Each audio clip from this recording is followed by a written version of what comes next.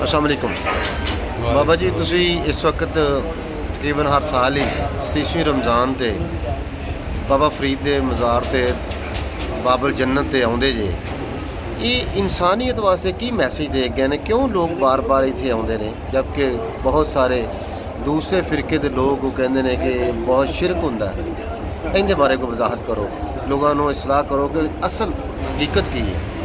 असल हकीकत ये भी कि सुल्तान बाबू सरकार ने इस गल वाज़े तौर पर सानू समझाने की कोशिश की है कि शरीयत के दरवाजे उच्चे, राह फकर दा मोरी हो, आलम फाजल लंघन नहीं देंदे, जो लंघिया सो चोरी हो।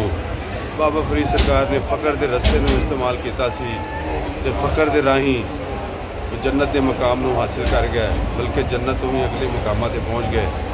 तो यह वो दरवाज़ा होंदा है, यानी फ़कर दे राहे फ़कर का दरवाज़ा रस्ता ही एक ऐसा दरवाज़ा है जिस दरवाजे तो लंघ के इंसान अपने खसाइल रजीला तो ख्वाहिशात नफसानी तो पाक हो जाता है।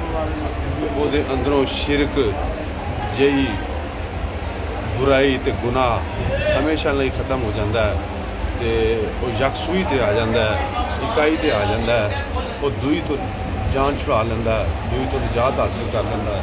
तो दूई तो निजात हासिल कर लेना ही शिरक तो पाक हो जाने का एक रस्ता है। जिहड़ा दूई तो पाक हो गया वो इस जहान के तमाम मुसीबतां ते परेशानियों के विचों निकल गया।